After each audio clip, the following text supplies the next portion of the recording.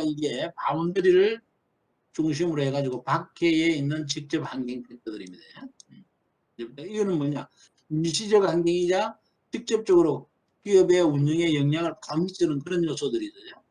그게 직접 환경입니다. 그게 우리가 이제 여기는 소비자, 고객, 경쟁자, 공급자, 뭐 금융기관, 정부, 지역사회 막 이런 것들이 나오는 거죠. 그래서 제일 먼저 우리가 소비자, 고객이 가장 중요하고 강력한 외부 직접 환경 요인입니다. 우리가 이제 영어로는 커스터머 또는 컨슈머 이렇게 이야기를 하는데 가장 강력하고 중요한 직접적인 환경 요인이죠. 기업에 있어서 소비자, 고객이라는 건 엄청나게 중요하죠, 사실은. 이 고객과 소비자가 호응해주지 않는 기업의 어떤 제품이나 서비스라는 건 끝난 거죠, 이제. 끝나잖아요. 그래서 우리 여러분 요즘에 보니까 이제 저도 이제 자녀들이 있고 이래가지고 보니까 배달 이런 거 많이 이제 이렇게 배민 이런 거 통해서 시계 먹고 하잖아요. 요즘에 코로나도 있고 이래서. 그러니까 대부분 거기에 그 뭐지 이거 뒤에 보니까 후기다는 그런 게 있더만 사진 찍어가지고 이렇게 좋게 달아주면은 뭐 조그만 서비스 더 주고 이러더만 그게 뭐냐면 이게 이제 소비자의 호응이 이렇게 좋다는 걸 이 사람들이 홍보하기 위해서 광고하기 위해서 하는 거예요. 사실은 그걸 이제 미미하게 인간의 조그만 이익을 주면서 유도하는 그런 요소들이죠. 그리고 우리가 또 고객들이 SNS 문화를 통해서 이 잘못된 걸 바로 올리면 지금은 엄청난 타격을 받잖아요. 그런 요소들이 이 소비자라는 게 굉장히 중요하고 직접적이고 강력한 겁니다. 그래서 일반 환경 요인에 의해서 소비자의 구매 형태나 선택이 바뀌었다는 거죠. 이게 이제 크게 세 가지를 보면 우리가 특징을 보면 일반 환경 요소는 뭐 옛날에는 우리가 대부분의 이 소비자와 생산자의 관계가 생산자 위에 있었던 공급자 위에 있었던 서플라이어가 좀 있어 셀러 서플라이어 셀러 똑같은 말이죠. 판매자 여기서는 이제 판매하는 자는 공급자 이제 우리가 이 사람들이 위에 있는 시장 그러니까 수요하려는 사람은 많은데 만들어내는 물건이 적었다는 것도 제한되고 그러다 보니까 가격도 자기 마음대로 올리고 또 뭐 여기다가 카르텔 그러니까 담합까지 하면 엄청나죠 이제 그런 요소들이 있어 가격도 올리고 자기들에게 유리하게 그 고객들이 그러니까 원하는 그런 디자인이나 그런 것도 제한되게 하고 이래도 잘 팔렸어요. 많은 사람들이 살기가 그런 시장을 우리가 공급자 중심에서 그 시장이라 그래요. 그걸 그래서 우리가 이게 판매자 시장 또는 공급자 시장이라 그럽니다. 그걸 이제 지금 이제 어떻게 해요? 기업 자체가 커지고 그다음에 기술이나 이런 게 발달하다 보니까 대량 생산이 가능해지고 그다음에 경쟁 업체들이 많이 생겨나고 이러다 보니까 공급이 확대되는 겁니다. 굉장히 공급이 증가되고 그 수요에 비해서 상대적으로 커져버리는 거예요. 그러니까 이제 많이 만들어내니까 소비자들이 유리해지는 거죠. 사는 사람들이. 그걸 우리가 구매자 시장, 바이어 마켓이라 그래요. 고객이 유리해진 시장으로 지금은 옮아간 거예요. 옮아갔고 그래서 이 자체가 고객들이 선호하는 디자인, 고객들이 선호하는 악기, 뭐 고객들이 선호하는 가격 이런 것들을 다 기업들이 이제 막 주려고 하는 거예요. 그래서 이게 소비자가 중요하게 대두가 되는 부분들입니다. 두 번째는 이제 소비자 운동입니다. 우리가 무슨 뭐 소비자 운동, 무슨 단체 이런 게 굉장히 많잖아. 이런 게 활성화가 굉장히 되어 있다는 거예요. 그래서 소비자의 영향력이 굉장히 커진다는 겁니다. 그런 대표적인 게 이제 우리가 하나 예를 들면 우리나라의 2013년도에 출시해서 대우 인터내셔널이라고 해가지고 부산에서 그 부산 공장이 연매출이 약 그 3천억 정도 됐어요. 3천억 정도 됐는데 매각이 됐습니다. 왜 매각이 됐냐면 대우 인터내셔널이 잘못 했다면 또 했을 수 있는데 사실은 이 소비자 운동에 영향을 받은 겁니다. 이 소비자 운동이 어떤 영향을 받냐면 대우 인터내셔널 부산 공장의 그 매출의 40% 그러니까 약 3천억이면은 12억 1200억 정도를 나이키에 이렇게 납품을 한 겁니다. 나이키에 수출을 했는데 이 대우 인터넷에서 또 면방지 관련 제품을 만들었어요. 그런데 면방지 관련 제품이 어디서 나왔냐면 그 면화에서 나오잖아.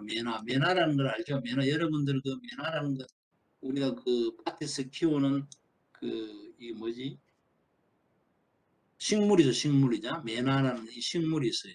그 어릴 때 그 보면 열매 자체가 꽃으로 이렇게 피었을 때 우리가 이걸 따서 옛날에 보면 이불에 넣는 솜 대신에 넣는 그런 것도 솜으로도 만들고 그 익기 전에는 옛날에 그걸 먹으면 달달했어요, 그걸.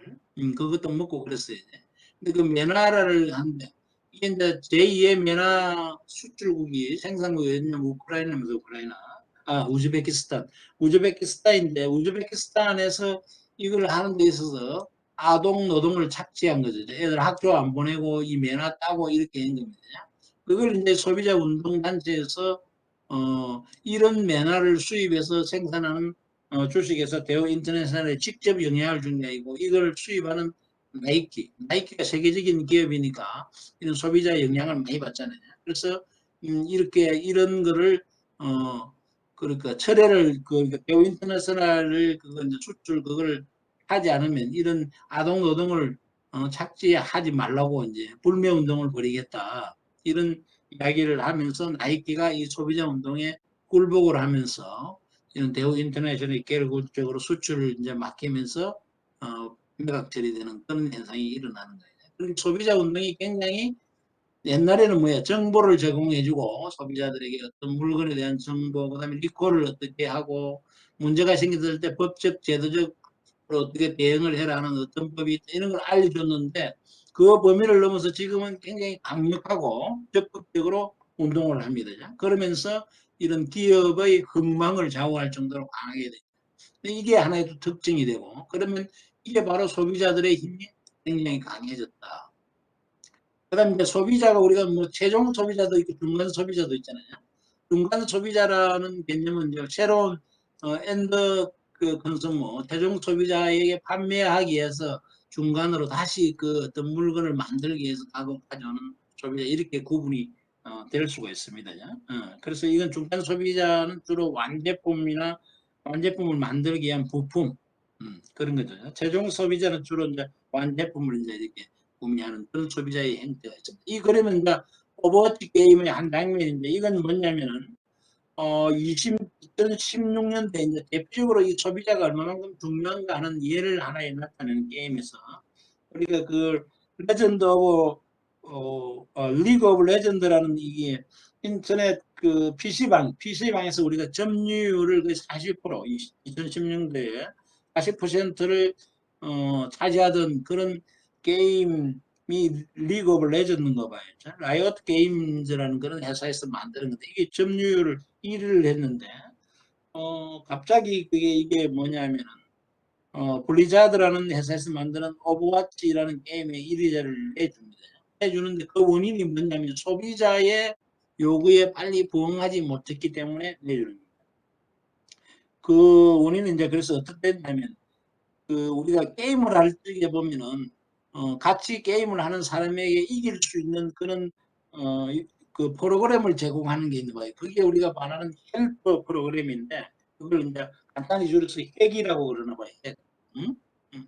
저는 뭐 게임을 잘 안 합니다. 안 하기 때문에 자세한 거는 모르는데 이렇게 보는 핵이라는 게 있는데 사실 게임을 하는 사람들이 서로 게임을 하면서 한쪽에서 헬프 프로그램인 핵을 사용해서 이길 수 있다는 걸 알면은 게임하는 사람 재미가 없겠죠. 재미가 상대편은 재미가 없고 그다음에 이 불공정하잖아요. 그런 요소들 때문에 이제 이런 핵의 프로그램들이 올라오면 빨리 이걸 이제 제거해서 제거하거나 이게 영향을 미치지 못하게끔 이 프로그램에 그 관리를 해달라는 걸 요구를 하나 봐요.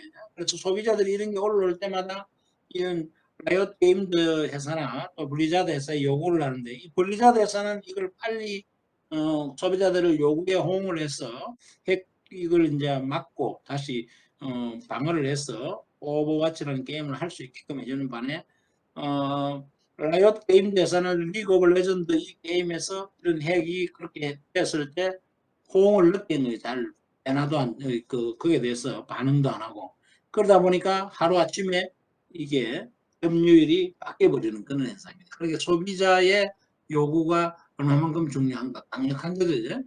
그런 걸 여러분들이 볼 수가 있는 거예요. 그래서 소비자들이 우리가 이제 그 선의의 잘못된 뭐 상업도 마찬가지고 장사하는 사람들도 마찬가지고 이런 선의의 소비자들의 요구 이런 거는 당연히 받아들여져야 되고 좀 해야 되지만 또 악의적으로 이런 걸 악용하면 안 되겠죠. 나쁜 쪽으로. 그런 요소들도 하나의 또 팩트가 될 수 있는 부분입니다. 다음은 경쟁자. 자, 경쟁자라는 거는 이제 우리가 그 의미를 보면은 경쟁자는 동일하거나 유사한 제품 또는 서비스를 소비자에게 제공하는 그런 겁니다. 동일하기나 또는 유사한 제품, 서비스를 소비자에게 제공한다.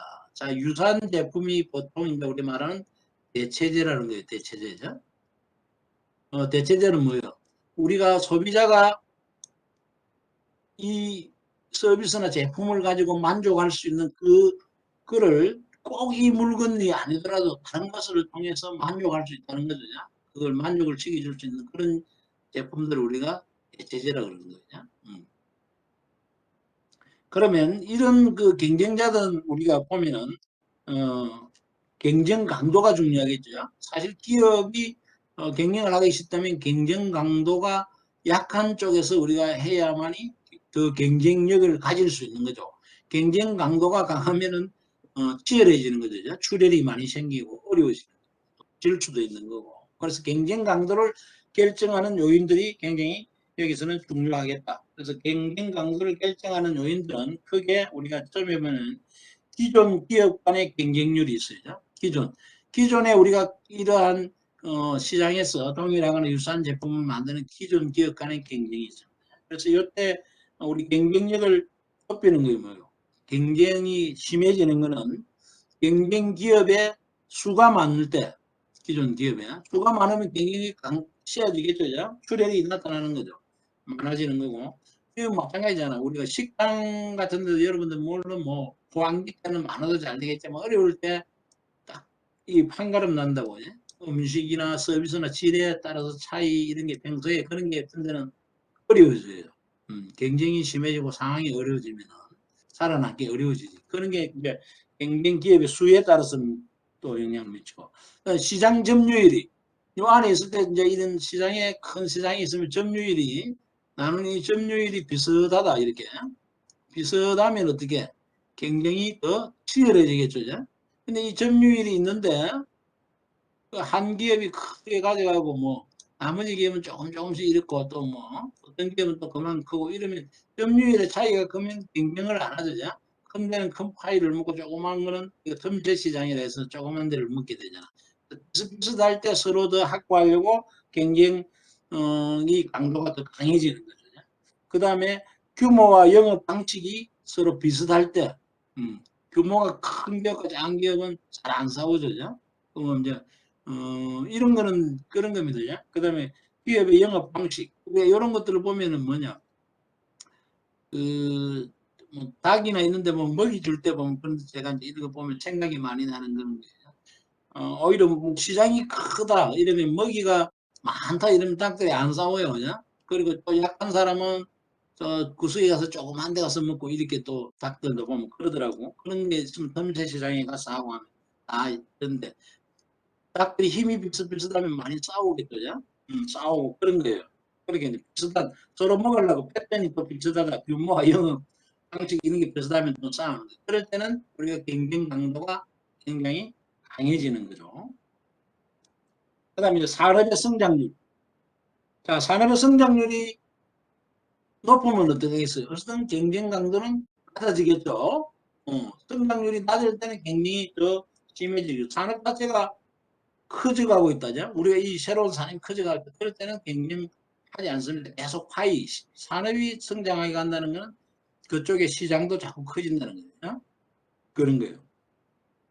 그다음 대체제의 수. 대체제의 수가 많으면 많을수록 경쟁은 더 세지겠죠. 세지고 그 다음에 신규 대체제가 출현하면 할수록 경쟁은 더 세진다. 그런 거죠. 그런 거고, 그러니까 앞서 제가 이야기했던 편의점에서 이런 뭐 택배, 세탁 이런 게 생겨나고, 사실 이런 대체제라는 게 뭐냐, 나이키 같은 경우는 아웃도어, 그러니까 우리 스포츠 용품이나 이런 걸 많이 만들었는데, 사실 나이키하고 닌텐도하고는 완전히 다르죠. 닌텐도가 나이키의 경쟁 상대가 되는 대체제로서 나타나는 거예요. 닌텐도가 옛날에 보면 위라는 게 있죠. 그래서 위를 만들어가 하면 그게 그냥 앉아서 하는 게 아니고 모션을 취하는 거예요. 그게 이제 어떻게 보니까 나이키의 운동용품에 대한 그런 영향을 미치는 경쟁자가 되는 대체제로서.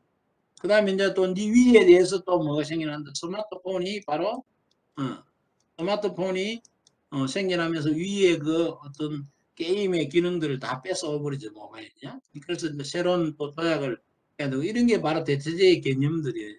그런 게 생겨나면 신규적으로 출현하면 할수록 경쟁은 심해지는 거죠. 그 다음에 이제 진입의 장벽이 있습니다. 이거는 신규 또는 신규로 만드는 사람들, 이런 사람들이 진출을 하지 못하게끔 진입 장벽 못하게 하는 게 진입의 장벽입니다. 이게 낮을수록 그러면 많이 진출을 했으니까 경쟁이 세지고, 진입 장벽이 높으면 진출이 어렵잖아요. 그럼 용어는 뭐예요? 진입 장벽이라는 거는 우리가 여러 가지가 나올 수 있겠지만, 그 하나의 이제 규모의 경제, 큰 경제, 이 조선업이나 항공업, 자동차 투자 금액이 큰데 이런 자체가 조그만 기업들이 못 들은 그 진입 장벽이 되는 거죠. 돈이 안 되니까.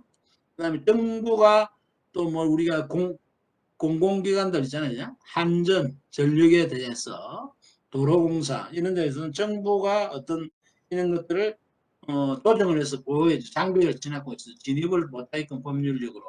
그런 것들도 하나의 진입 장벽이 되겠죠. 그 다음에 아주 뛰어난 기술, 그런 것들도 진입 장벽이 돼요. 신규 들어오는 사람이 그러한 기술 역량이 없으면 절대 진입을 못하는 거죠. 그런 게 바로 진입 장벽이 됩니다. 그러면 이 진입 장벽이 높으면 높을수록 경쟁 강도는 낮아지고, 이게 낮으면 낮을수록 경쟁 강도는 올라가게 되는 거죠. 이런 요소들이 이런 경쟁 강도를 결정하는 요인이고, 경쟁자와의 관계에서는 이런 팩터들을 잘 우리가 관리를 하고 또는 주목 있게 봐야 될 요소들이다. 그다음에 외부 직접 환경이 이제 세 번째 공급자입니다. 공급자. 공급은 우리가 주로 이제 경쟁 요소 중에서 인적 자원과 물적 자원 부분을 외부에서 주로 공급받습니다. 그래서 우리가 인적 자원 같은 경우는 우리가 뭐예요? 주로 대표적인 게 이제 여러분도 이제 인적 자원에 해당되는 겁니다. 여러분들이 이제 이렇게 공부를 하고 기업이나 기관으로 다 이렇게 갔을 때, 다른 조직으로 갔을 때 사실 공급이 되고 무료로 사실 공급을 해주는 거예요. 엄청난 사회에 공헌을 하고 있는 그런 부분들입니다. 그 다음에 이제 뭐 이런 요소들이 뭐 이제 이런 요소들을 잘 하기 위해서 우리가 지금 보면 이제 이런 인적 자원도 뭐예요?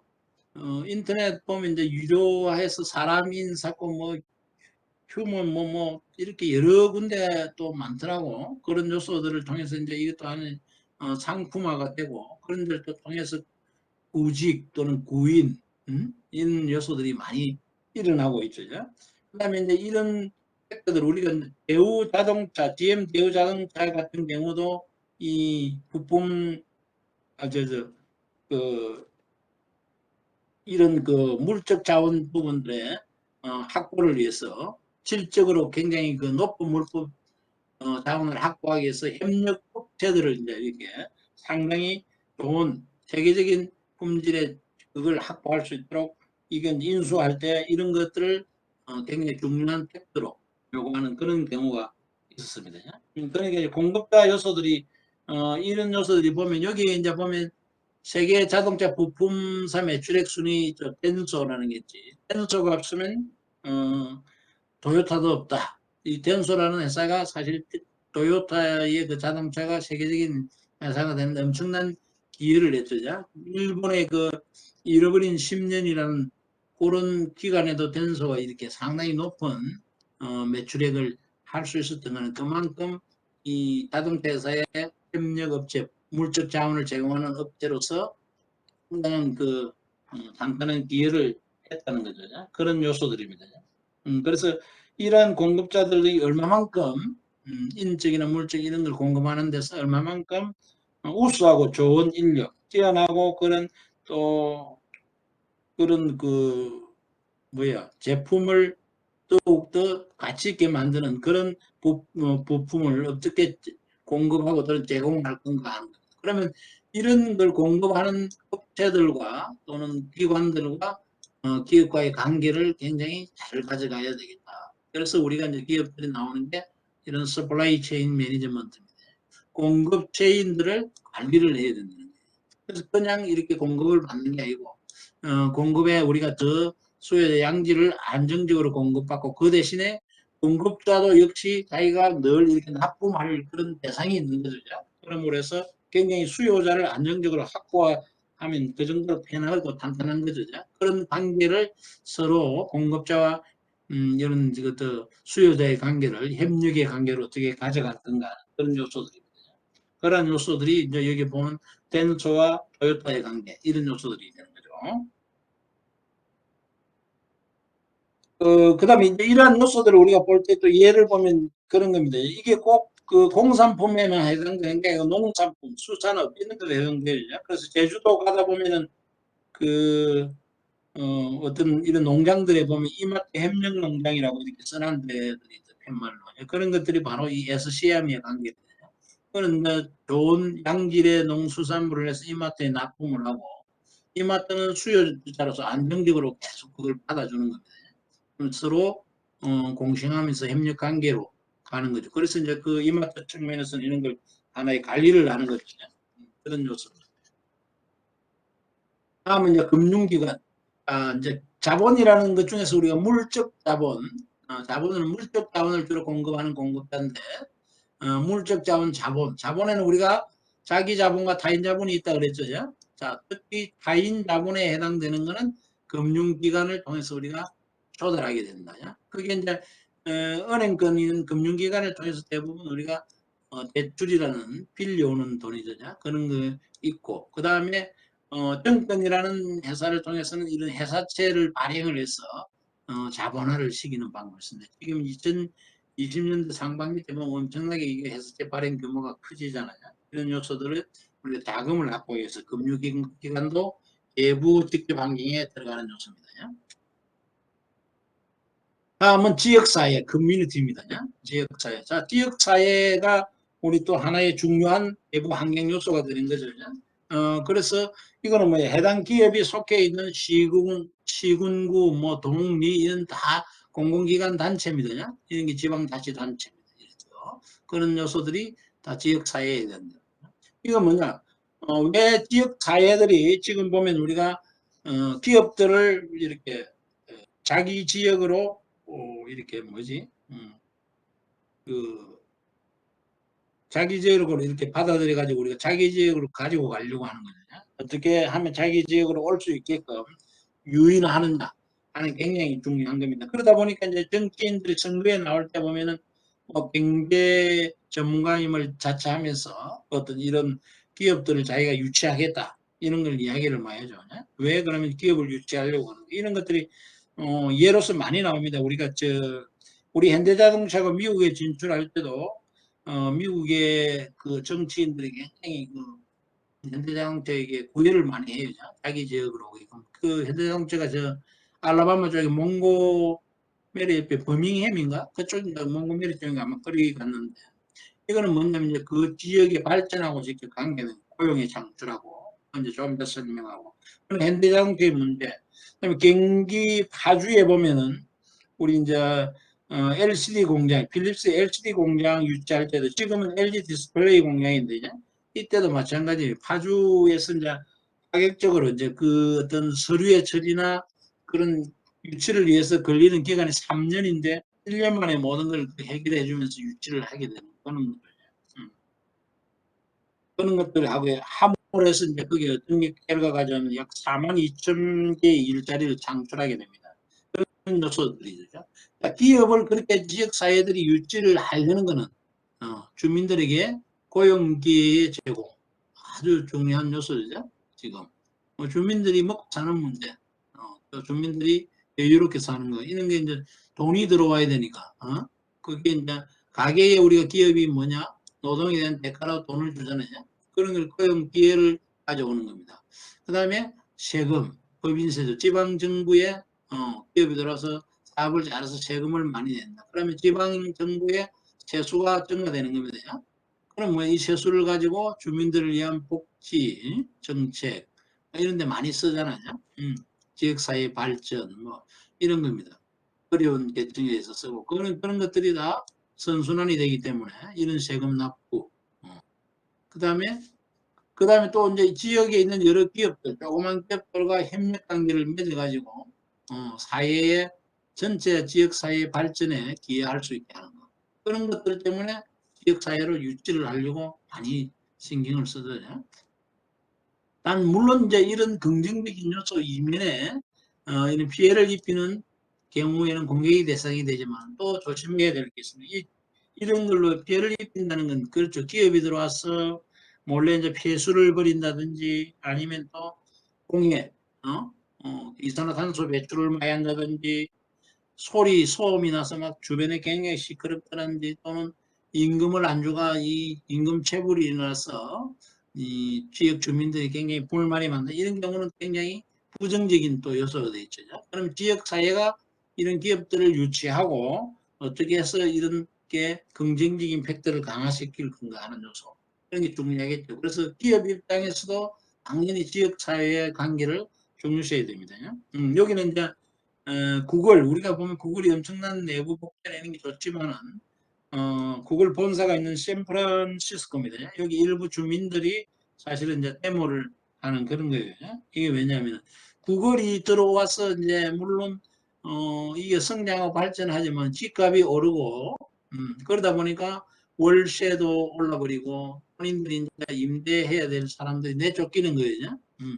그런 것들에 대한 불만. 그다음에 또 구글로 인해서 많은 차들이 오다 보니까 이런 우리가 주차 시설, 정류장 이런 것들이 또 상당히 어렵잖아요. 주차나 차량나 교통나 이런 것에 대해서 불만들을 이야기하고 있었고 구글이 이제 여기에 대해서 긍정적으로 반응을 해서 대책을 내고 하는 그런 요소들입니다. 지역사회와의 관계. 그 다음에 정부입니다. 정부는 말 필요도 없이 또 중요한 내부 요소겠어요. 앞서 이제 저희들이 살펴봤듯이 정치적, 법률적 환경 요인의 연장선에서 시행을 하는 저런 요소를 시행하는 실질적인 기관이다. 그래서 여기서 우리가 감시 감독뿐만 아니고 시행을 정확하게 하는 그런 기관이다. 시행 여부에 따라서 그러니까 이게 아마 법률로 정해지더라도 시행 여부에 따라서 기업이 느끼는 것은 달라지겠죠. 우리가 그래서 그런 경우가 많잖아. 법을 만들어 놨고 법 따로 실행 따로 이런 이야기를 많이 하잖아요. 그런 경우들이에요. 그래서 법에 따라서 정확한 실행을 하고 그 효과를 봐야 되는데 그렇지 않은 경우들이 많아요. 그래서 정부의 의지가 여기서는 굉장히 중요하다. 달라진다는 거죠.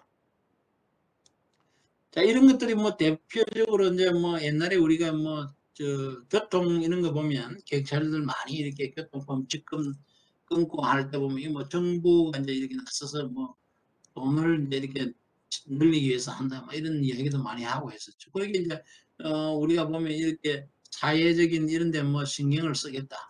옛날에 또 뭐 요즘 영화로도 나오가 있지만 노태우 대통령 노태우 정권 때 범죄와의 전쟁 이런 걸 선포를 하면 뭐요 경찰이나 이런 그 인력들이 전부 범죄 소탕하는 데 많이 되는 거예요.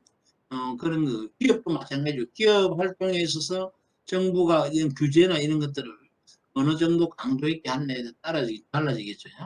사례로 이제 뒤에 페이지에 나오지만 공해강지 법률 같은 경우는 그 법이 아마 30 몇 가지라 그러는데 그 법만 다 사실은 시행을 하게 된다면 기업들이 사실은 상당히 운영하기에 애로가 많다는 거죠.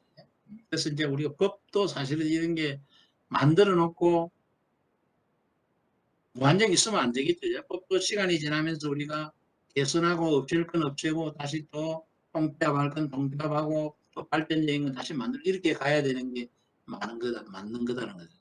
우리가 그런 것들이 우리가 이 뭐랄까 버리는 삶 뭐 그런 이야기도 나오지만 컴퓨터도 마찬가지고 우리 삶 자체도 또 많이 이제 조금 이게 마찬가지가 우리는 뭐든지 컴퓨터도 마찬가지 다운받고 담고 이렇게 막 늘리잖아요. 그러니까 이게 막 너무 찌꺼기도 쌓이고 많이 쌓이는 거죠. 그런 거고. 그 다음에 또 그다음에 뭐야 우리 삶도 마찬가지예요. 자꾸 이러한 생각, 이러한 요소 이런 것들이 많이 나오는 겁니다. 그러다 보니까 이제 뭐 자연인으로 돌아가서 다 이제 홀가분하게 살고자 하는 이런 사람들도 있고, 뭐 컴퓨터 같은 경우도 우리가 청소해주는 그런 그 시스템도 나오고 그러잖아요. 그래서 이게 우리가 법률도 마찬가지, 기업도 우리가 그래서 리스트럭처링이라든지 그다음에 뭐 리엔지니어링 이런 것들을 다시 한번 이렇게 개선하는 겁니다.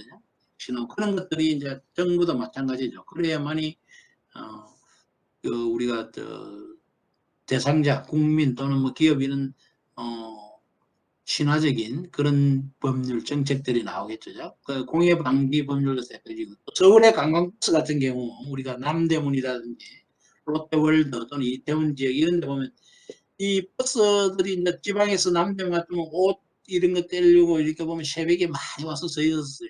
서 있다 보니까 실질적으로 다 불법 주차입니다. 불법 주차 옛날에는. 그러다 보니까 이게 아무 경찰이 단속에 이제 주차 관리 경찰이나 이런 기관에서 단속에 나서면 차들이 주차했으면 범칙금을 물어야 돼. 주차 안 하기 위해서는 뭐예요? 여기가 남대문 시장이나 요 주위를 계속 도는 거예요. 이렇게 돌다 보니까 뭐예요? 이 지역을 가는 차들이 엄청나게 밀리겠죠. 교통 정체가 엄청나게 일어나는 겁니다. 그런 걸 예방하기 위해서 이렇게 한쪽에 차선을 이렇게 해서 주차를 할 수 있게 만들어주는 이런 행상이에요. 이런 것들이 이제 정부가 어떤 정책을 쓰느냐에 따라서 엄청나게 달라지는 그런 것들입니다. 자, 이게 공해 방지 법률입니다. 이게 나와 있는 게. 그래서 이게 엄청나죠. 이 법들을 다 적용한다면 사실 얼마나 우리나라 기업들이 뭐 이걸 벗어나서 할 수 있을까 하는 그런 측면입니다. 언론기관에 대해서도 여러분들 이제 이건 한번 생각해보고 넘어가겠습니다. 여기서 이야기할 시간이 좀 빡빡하기 때문에 오늘은. 자, 내부, 이제 외부 직접 환경을 벗어나서 조직의 바운더리 안에 있는 겁니다. 여기는 대표적으로 주주와 경영자, 종업원 3대 요소의 조직의 문화 이렇게 4개의 팩트를 볼 수가 있는데 먼저 그 주주를 보면은 주주는 뭐예요? 스탁홀더 또는 쉐어홀더는 이해관계자인데 스탁홀더 또는 쉐어홀더라고 하는데 주주는 자본을 제공해 주는 거죠. 그 자본을 제공해 주고 이 자본을 제공해서 앞서 우리가 이 종업원들이 노동을 제공한다면 주주는 자본을 제공하는 거죠. 인적 자원이면 이게 물적 자원을 제공해요. 이 사람들은 그래서 전문 경영자가 자기들 소유주인 자기들을 위해서 경영하도록 끊임없이 감시하는 겁니다. 그래서 우리가 거기에 벗어났을 때 문제가 생기는 게 지난 그 2주차 때 봤던 대리인 에이전시 시열이 대리인 비용이 발생하는 그런 요소들 공부를 했죠. 그래서 이런 요소들 그러니까 경영자의 모럴 해저들을 끊임없이 감시하는 주주입니다. 주주에 그래서 영향을 받을 수밖에 없는 거죠. 그다음에 종업원 인플로이 또는 뭐 패밀리라고 쓰는데 주로 인플로이 조직 구성원에 이제 꼭 인적 그 자원 노동력을 제공하는 거죠. 그래서 종업원의 경쟁력이 있고 기업의 경쟁력으로 직결이 된다. 당연한 이야기겠죠. 그래서 얼마만큼 종업원들이 훌륭하냐에 따라서 기업의 경쟁이 그러니까 인력이 그 정도로 중요하다는 겁니다. 인력이. 그래서 우리나라도 보면 뭐 이런 큰 대기업들이 세계적인 유능한 인력들을 확보하기 위해서 직접 CEO가 가기도 하고 또는 뭐 그런데 좋은 그 집이라든지 어떤 좋은 인센티브를 정해서 그런 사람들을 데려오려고 그러죠. 그런 게 바로 기업의 경쟁력과 관계되는 거죠. 그래서 이런 종업원들이 또 큰 유명한 뛰어난 인력도 필요하지만 종업원들이 얼마만큼 열심히 조직 기업을 위해서 일할 수 있게 만들 건가 하는 그런 제도들 동기부여를 해서 우리 사주제도 직접 종업원이 하나의 구성원이면서 또는 이 주주가 되는 겁니다. 주인이 되는 거예요. 그래서 자기가 주인이기 때문에 자기 기업을 위해서 열심히 일할 수밖에 없겠죠. 그게 우리 사주제도입니다. 그다음에 성과분배제도, 공정하고 합리적인 성과분배제도, 성과급제도죠. 그래서 지금 요거는 공공부문에 있는 프로젝트로도 많이 나옵니다. 일하는 데 대해서 일의 난이도, 일의 중요도, 그 다음에 업무의 양, 이런 요소들에 따라서 이런 게 더, 그러니까 중요도나 난이도가 높고 중요도도 높고 업무량도 많이 한 사람을 더 많이 줘야 된다는 거죠. 그러니까 성과에 기반한 임금 체계, 그런 걸 많이 강조하고 있습니다. 이게 이제 직무 평가를 통해서 나중에 나오는 부분인데, 근데 제가 그거는 저 인적 자원 관리할 때 간단하게 언급하도록 그렇게 하겠습니다. 그런 게 이제 성과 분배 제도, 그다음에 경영 참여 제도, 요거는 많이 이제 노동조합을 통해서 많이 지금 이루어지고 있죠. 큰 기업들은 뭐 아주 그 임금 협상뿐만 아니고 또는 이제 뭐 중소기업도 마찬가지겠지만은 기업의 중요한 의사결정에는 반드시 조금의 대표들을 참여시켜서 같이 이제 협력도 구하고 그 사람들의 의견도 또는 참여하고 하는 경영 참여제도, 이런 것들을 도입을 해서 종업원들이 보다 더 조직 진화적으로, 기업 진화적으로 활동하고 또 노력할 수 있도록 하는 겁니다.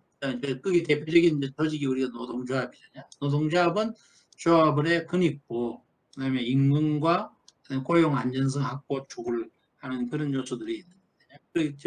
우리나라는 보니까 이 노조가 우리나라가 네 번째로 낮은 나라입니다. OECD에서요. 노조가 낮은데 노조 자체가 상당히 좀 이런 조합원의 어떤 조합이거든요. 사실은 조합으로 권익을 보호하고 노동조합원의 어떤 임금과 고용 안정 이런 걸 해야 되는데 이게 이제 좀 노동을 벗어나서 사실 정치화되는 그런 경향들이 좀 많이 있어요. 그런 요소들은 우리가 본연의 모습으로 좀 돌아가야 되겠다. 그런 때가 있는 겁니다. 그래서 보니까 노동조합 하다가 보니까 어, 국회에 정치로 나오는 사람들이 많더라고요. 근데 여기 뭐 꼭 나쁘다는 건 아닙니다. 그냥 국회 정치로 와서 이 노동자들에 의해서 목소리를 높이고 이 노동자들의 권익을 위해서 노동 뭐 법의 개선이나 이런 것들을 뭐 하고 하면 상당히 좋은 거죠. 그런데 이제 사리 사욕 쪽으로 빠지면은 결론적으로 좀 문제가 생기는 거죠.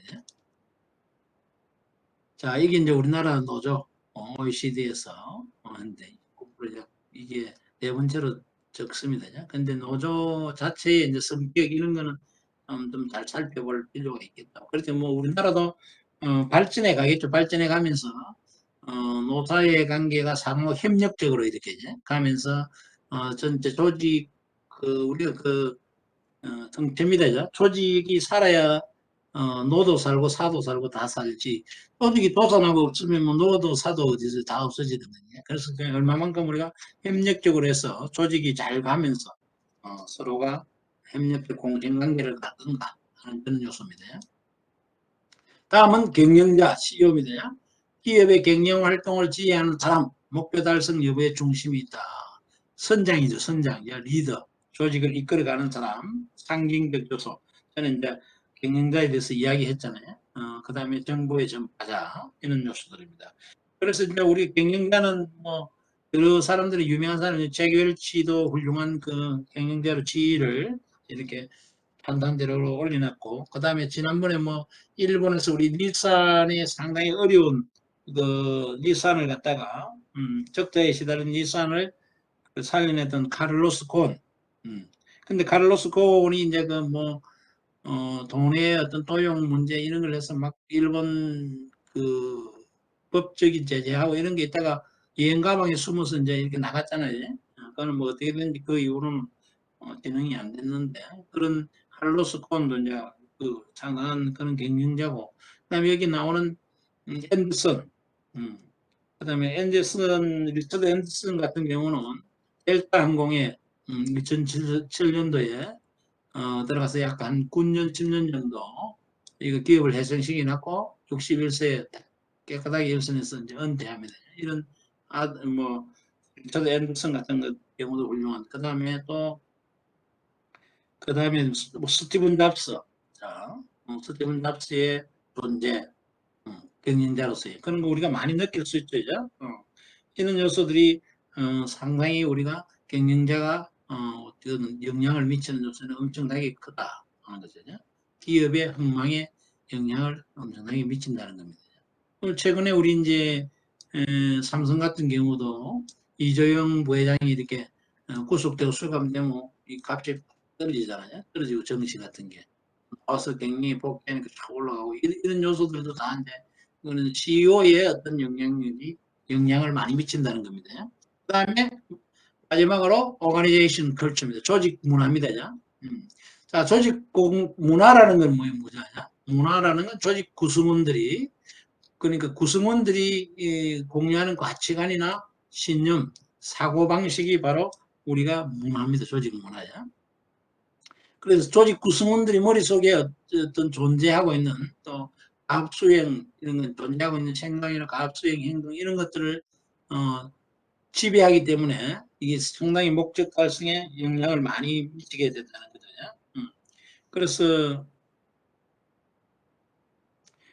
여기 보면 유명한 그 컨설팅 회사 전문가인 론 S. 케네스가 이야기하기로는 조직 문화를 형성하는 데 있어서 우리가 잘못하면은 경영자 행동 자체가 바로 조직 문화다. 이렇게 잘못 생각할 수가 있다는 거죠. 그게 아니고 경영자가 만드는 것이 아니고 경영자는 단지 모범을 통해서 우리 문화가 그리 가게끔 유도하는 거지 경영자가 이렇게 한다고 조직 문화가 탁 만들어지고 그리 가는 것은 아니라는 겁니다. 조직 문화라는 게 굉장히 조금 추상적 개념이지만 사실은 중요한 거고 조직 문화라는 게 그리고 이런 변화를 위해서는 많은 시간을 필요하고 노력을 필요로 하는 그런 팩트입니다. 특히 그 우리가 여기 지금 나오는 전 세계적으로 존경받는 리더십의 권위자이자 컨설턴트 그러니까 이 사람은 스티븐 코비 박사죠. 25명 중에 한 명인데 스티븐 코비가 강조하기는 미국 자동차 3사 그러니까 포드, GM, 클라이슬러죠. 이게 한때 일본 사회에 고전하면서 어려움을 많이 겪었잖아요. 그런 거를 조직 문화적 측면에서 이 스티븐 코비 박사는 찾아서 이야기를 하는데 그게 뭐냐면은 이 자동차 3사가 미국의 자동차 3사가 대표적인 3사가 수평적 문화보다는 주로 지시와 통제에 의한 그런 문화를 그러니까 수평적인 그런 문화보다는 수직적인 그런 지시와 통제 중심의 문화에 있더라. 그래서 그런 요소들이 이 3사의 경영을 그렇게 만드는 요소가 아닌가 하는 그런 점을 분석을 하고 있습니다. 그래서 조직 문화도 하나의 굉장히 경영 환경에 중요한 팩터로 들어갑니다. 그래서 우리가 특히 이거 새로운 기업을 인수하고 M&A 하는 M&A 하고 할 때 우리가 사실은 이런 것들에 대해서 사실은 그 기업에서 기존에 가지고 있던 조직 구성원들의 사고방식, 신념, 그러니까 문화적 이런 문화들을 어떻게 하면 M&A 인수한 기업이 비인수기업, 인수당한 기업의 문화를 같이 동화를 시킬 건가 하는 거 굉장히 중요하죠. 그래서 어떤 그 인수합병 회사들은 이런 문화적인 팩트를 사전에 충분히 살펴보고 이게 굉장히 이질감이 크면은 인수합병을 안 하는 겁니다. 그건 왜냐하면은 거기서 시너지 창출이 어렵기 때문에 오히려 충돌이 나서 기업이 저 인수합병하고 전체가 공멸할 수 있기 때문에 그런 요소들이 굉장히 중요한 팩트로 생각할 수도 있습니다. 자, 이렇게 해서 이제 우리가 기업의 환경인 간접 환경, 직접 환경 이 요소들을 다 살펴봤어요. 혹시 지금까지 여러분들인데 제가 설명했듯이 이런 환경 요소에 대해서 질문 있는 사람. 근데 직접 사실 여러분들 대면 강의를 해야 제가 또 질문도 좀 하고 여러분들도 스스럼 없이 또 질문하고 제가 여러분들인데도 질문도 하고 이러는데 사실 온라인 강의가 되다 보면 제약이 좀 많습니다. 그런 질문이 없으면은 여러분들 교재에는 이 부분은 안 나오는 부분입니다. 오늘 보니까 기업 사회적 책임부터는 다음 시간에 해야 될 것 같아요. 그래서 다음 시간에 이제 하고 이 환경적 불확실성과 대응 방법이라고 해서 이제 교재에는 안 나오는데 우리가 환경적 불확실성을 그러면 uncertainty죠. 대응 방법인데 environmental uncertainty 이 불확실성은 뭐냐? 정의를 보면 어떻게 진행될지 모른다 이 환경이냐. 그러면 어떻게 진행될지 모르면 조직, 기업이나 이런 그 변화가 환경적 변화가 조직이나 기업 어떤 영향을 미치게 될지도 예측하기 어려운 것이죠. 그게 바로 불확실성이라는 거예요. 항상 그래서 우리가 환경의 팩트를 이야기할 때는 이 불확실성을 이야기를 합니다. 그래서 그래서 아까 제가 설명했잖아. 21세기 지금은 환경 북화의 시대다. 뷰가 뭐냐면 volatility, 그러니까 얼마나 많이 가변성이 높다는 거고, U가 uncertainty입니다. 불확실성이 크고, C가 complexity, 복잡하다는 거예요. 그 다음에 A가 ambiguity가 애매모호하다는 거예요. 환경이. 그래서 이게 이제 그 중에 하나인 uncertainty, 불확실성이 어떻게 영향을 미치고 그 영향에 예측하기가 어렵다는 거예요. 그걸 우리는 크게 두 가지 변수로 이렇게 나타내고 있습니다. 그 변수가 뭐냐면 하나가 복잡성, 복한데 여기 이제 uncertainty 안에 여기는 넣고 있어요. 하나가 복잡성, complexity입니다. 그 다음에 동태성, 다이나미즘인데 앞에 말했던 volatility 하고 상당히 유사한 그런 개념이죠. 그래서 하나는 복잡성, 얼마나 복잡한 정도인가. 그래서 이걸 두 개의 축으로 해서 두 개의 그 구분을 해서 이분법으로 복잡한 환경인가, 단순한 환경인가 이렇게 구분을 하고, 동태성, 다이나미즘에 대해서는 그 역동성이죠. 변화의 정도가 클수록 동등성이 높은 거죠. 변화의 정도인데 이거는 복잡의 정도고, 이게 안정적인 환경은 변화가 적은 거고 정도가, 동태적 환경은 변화의 정도가 큰 거죠. 이렇게 이 두 개의 축으로 나눕니다. 그래서 환경적 불확실성을 구분할 때, uncertainty를 구분할 때 complexity, 복잡성 부분과 다이나미즘, 동태성 부분으로 해서 복잡한가 단순한가, 그 다음에 안정적인가 동태적인가 이렇게 해서 나누어 볼 수 있죠. 자, 환경이 복잡하고 이것도 굉장히 동태적이다, 잘 바뀐다, 이런 환경 모여 지금 우리가 말하는 IT 산업 쪽이죠. 굉장히 자주 바뀌고 복잡하죠. 이게 복잡은 우리가 이런 융합성이라는 이야기 많이 들어봤죠, 여러분. 융복합하냐?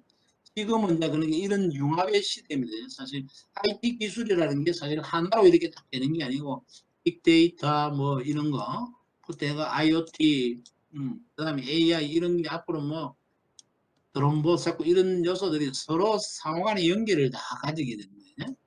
그래서 그런 요소들이 연결을 가지면서 가게 되는 거예요. 그리고 뭐 지금 전기자동차 그러지만 전기자동차 물론 배터리가 중요하지만 또 이게 나오는 이런 요소들이 이런 팩터들이 다 또 관여가 돼야죠. 앞으로 또 무인 자동차 시스템 뭐 이런 것들도 마찬가지고. IT에서는 굉장히 이런 게 복잡하고 동태적이다 하는 거죠. 그 대신에 이제 이 복잡성은 복잡하지만 안정적인 게 뭐냐? 영원 대표적으로 다소 낮은 불확실성을 가지고 있다.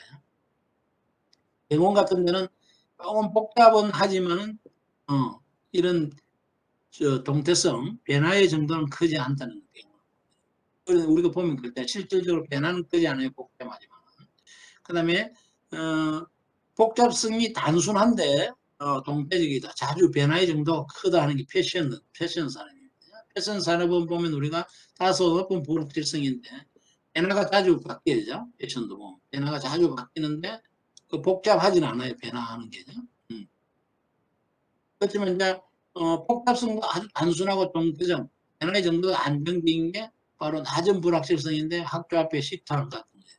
변화가 그게 없다는 겁니다. 물론 대학 앞에 식당들은 뭐 제가 옛날에 업주를 이렇게 만나보니까 아는 사람이 있어서 뭐 식당 같은 경우 옛날에 이제 제가 다니는 신촌 쪽인데 그런 쪽에 보면은 한 10% 정도는 돈을 벌고 그 다음에 한 30% 정도는 망한대요, 망한대. 3, 40%. 그 다음에 한 5, 60%는 뭐 유지래, 유지.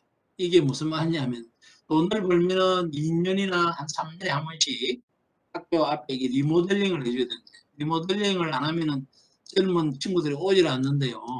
그래서 계속 리모델링을 하니까 그 코스트 부분이 계속 되다 보니까 현상이 유지가 되는데요. 그 말을 들은 지가 굉장히 오래됐는데 아마 지금도 제가 볼 때는 비슷하지 않을까 하는 생각이, 물론 코로나 난 것은 좀 다르겠지만은 그전에 일반적인 그런 생각이 들어요. 그래서 이 학교 앞에 식당이나 이런 데는 이거는 이제 조금 번화가의 이야기고, 학교 앞에 있는 다른 식당들은 변화가 없죠. 거의 이제 메뉴도 거의 보면 뭐 한 일주일 매년 이렇게 쭉 변하고 나오는 것도 그렇고 거의 우리가 복잡성 것도 없고 이렇게 동체적 변화의 정도도 단순하다. 이렇게 환경적 불확실성은 그게 컴플렉스되고 다이나미즘으로 이분법을 해서 2x2 매트릭스에서 우리가 환경을 이렇게 나누어 볼 수 있다는 거죠. 그 다음에 불확실성에 대한 대응 방법이다. 대응 방법. 그래서 우리가 어떻게 대응을 할 건가 하는 거죠. 그래서 사후적 접근 방법이 있고, 사후적 접근 방법은 리액티브입니다. 반응하는 거예요. 반응. 리액티브. 우리가 대응하는 거예요. 반응하는 거냐. 사전적 접근 방법은 프로액티브입니다. 미리 예측해서 우리가 거기에 대해서 준비하는 거예요. 자, 그래서 환경 변화에 그 영향을 미칠 수 없다는 가정하에서 우리가 주어진 환경에 우리가 다른 준비를 하는 거예요. 이거는. 특히 거시적 우리가 환경 팩터들 있잖아요. 앞서 말했던 정치적, 법적, 그 다음에 경제적, 기술적 또는 사회문화적 그런 데는 우리가 이런 환경 변화에 우리가 미리 예상되는 이런 변화에 준비를 이렇게 해야 된다는 거예요. 우리 영향을 미칠 수가 없는 거죠. 그게 변화에 대해서. 그런 거시적 환경 요소가 많이 해당이 돼요. 그럴 때는 우리가 사후에 이런 환경 변화가 일어났을 때 어떻게 리액티브 대응할 건가 하는 데 대해서 준비를 해야 된다는 거예요. 그렇지 않고 이제 우리가 사전적 프로액티브한 거죠. 그럴 때는 이거는 우리가 미리 영향 요소를 찾아내서 우리가 유리하게 대응을 해야 된다는 거죠. 잘만 하면 기업이 유리하게 바꿀 수 있다는 가정하에 환경 변화에 적극 개입해서 대응하는 겁니다. 변화시키려고 노력을 해야 된다.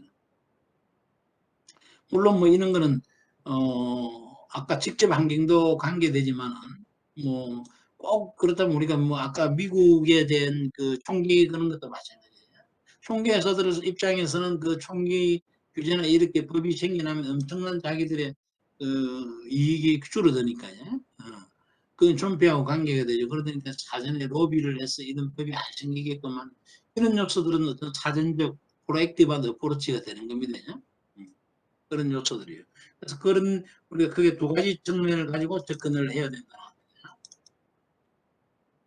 오늘날의 기업 환경을 봤을 때 우리가 대표적으로 1950년, 55년도에 100개 기업에 있었던 기업이 2004년도에 보니까 7개밖에 남아있지 않더라는 거예요.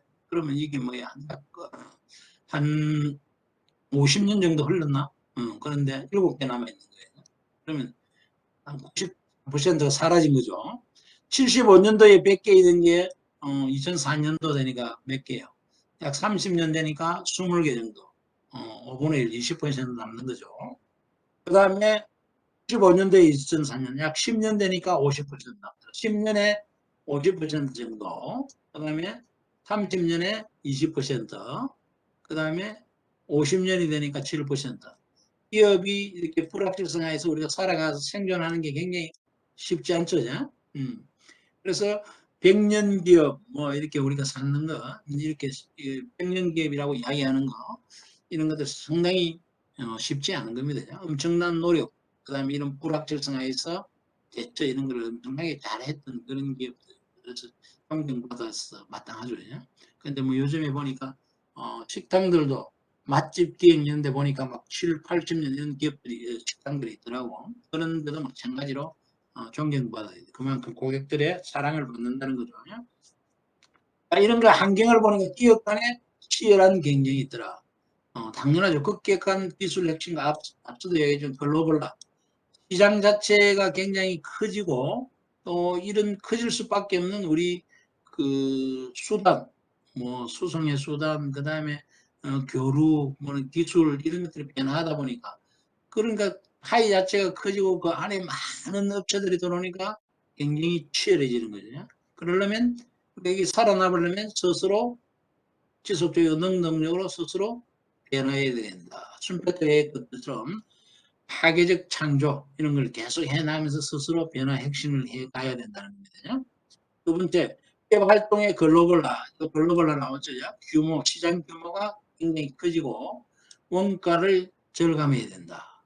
그래야 이런 게 이제 원가 절감해야만이 이 글로벌 화에 우리가 대응해서 살아남을 수가 있는 거죠. 예? 그러려면 끊임없는 노력을 해야 되겠다. 이것도 대처 방안을 모색해야 된다. 그다음에 고용 환경의 변화. 기존에는 우리가 뭐 이렇게 남성 중심의 사회 또는 뭐 또 뭐 자국 그 노동자 중심 이랬지만 지금은 이런 게 다 무색해졌죠. 거의 맞벌이를 해야 되고 또 양성 평등의 사회고 함께 해야 되고 또 조금의 다양성, 세대의 다양성, 나이 많은 사람, 젊은 사람, 인종의 다양성, 그다음 고용 형태, 정규직, 비정규직 이런 거죠. 이런 다양성을 다 품어 안으면서 발전해 나갈 수 있는 합리적 경영을 해야 된다는 겁니다. 오늘 기업들이 이런 환경 요소에서 살아남고 발전을 하기 위해서는 지속적으로 우리가 이런 요소들에 대해서 잘 파악하고 또는 대처해 나가는 그런 노력이 반드시 필요하겠죠. 필요하고 그런 노력을 끊임없이 해야만이 이런 100년 후, 50년 후가 100년 후까지 살아남는 기업, 그런 기업으로 발전해 갈 수가 있습니다. 자, 이렇게 해서 오늘은 기업의 사회적 책임부터는 다음 시간에 하는 걸로 하고 오늘 여기까지 하고 여러분들이 혹시 그 오늘 배운 환경 관련해서 질문 있는 사람 또 아니면은 그 전에 여러분들이 그 학습했던 내용에 대해서 또 질문 있는 분들 질문하셔도 됩니다. 혹시 질문 있는 분 계시나요?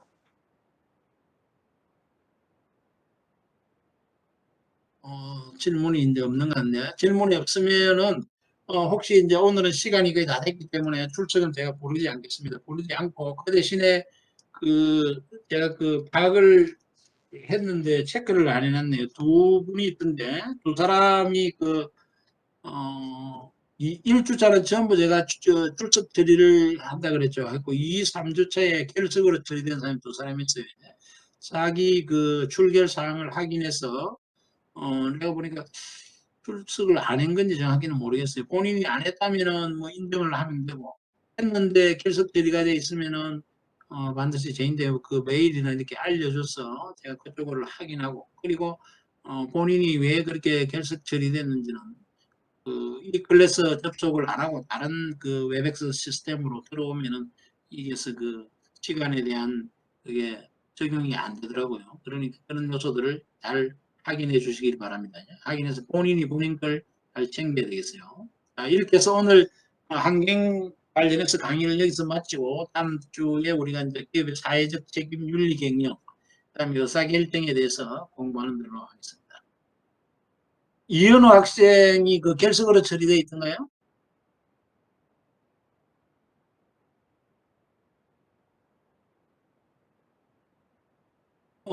이현우 학생은 제가 그 웹엑스 시스템에 들어가서 확인해 볼게요. 오늘 다시 또 이제 이 결과를 안 보고 이 클래스로 했는데 왜 그러는지 그러면은 제가 다시 한번 확인을 해보고 만약에 그런 문제가 있다면 다음 시간에 제가 이야기해 주면 이현우 학생 그 정보 담당하는 학교에 정보 담당하는 부서에 연락을 해서 확인을 한번 하는 게 좋을 것 같아요. 그 다른 과목도 확인을 한번 해보고요. 그래서 지난 학기도 그런 사람이 있어서 제가 이런 게 이제 체크를 해서 이야기를 해주니까 다른 과목도 다 그렇게 돼가지고 빨리 그 해자 잘못하면 본인인데 손해를 보니까 그렇게 합시다. 또 한 사람이 더 있었는데 그거는 뭐 이의제기가 없으면 본인이 출석 안 한 게 맞는 거고 제가 이현우 학생 그는 확인을 할게요. 자, 강의를 마치도록 하겠습니다.